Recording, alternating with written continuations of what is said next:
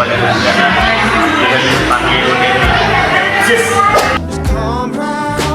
Nama aku Asasi Pajila. Halo, perkenalkan nama saya Jupri. Oh, nama saya Diki Jendrawan. Nama saya Ulan Sedana. Perkenalkan nama saya Yang Bahtiar.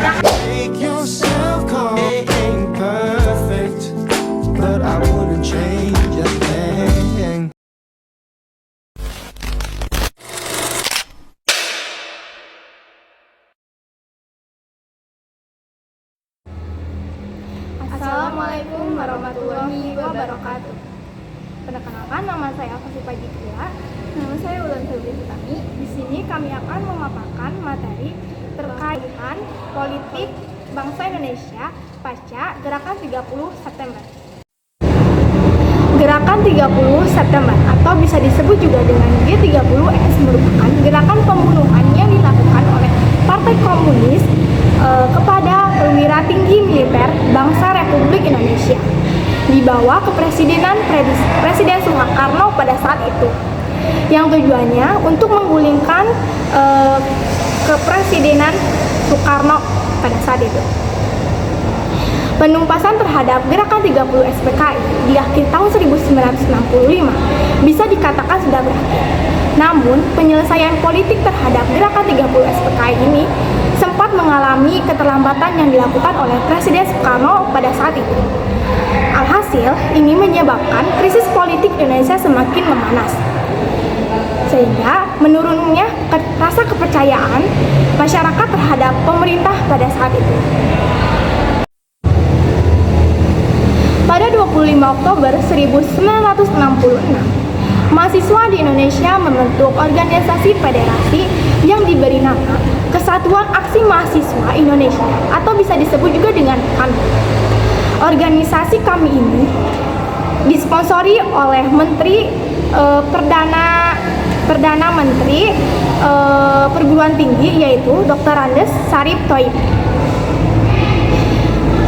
Organisasi kami ini adalah kesatuan aksi di mana tujuannya untuk menumpas gerakan 30 September. Namun kebijakan tersebut dipandang rakyat sebagai suatu kebijakan yang tidak mencerminkan aspirasi rakyat, yang pada akhirnya menyebabkan gelombang demonstrasi yang puncaknya pada tanggal 12 Januari 1996, di mana gelombang demonstrasi ini menyampaikan 3 tuntutan rakyat atau bisa disebut juga dengan tritura yang isinya 1. Bubarkan PKI dan ormas-ormasnya, 2. Perombakan negara, dan yang ketiga turunkan harga dan perbaikan ekonomi. Pada tanggal 28 Februari 1996, berdasarkan keputusan Panglima Besar Komando Gerakan Ganyang Malaysia, organisasi kami resmi dibubarkan.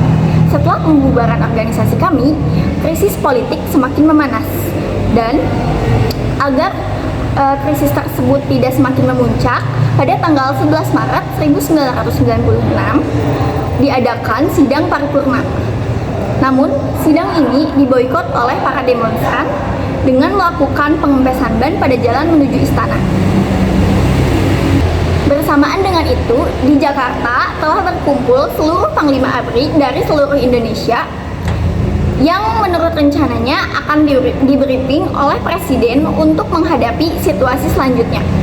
Jenderal Soeharto pun berpendapat bahwa gerakan rakyat tidak akan berhenti sebelum rasa keadilan itu terpenuhi, dan ketakutan rakyat dapat dihilangkan melalui pembubaran PKI.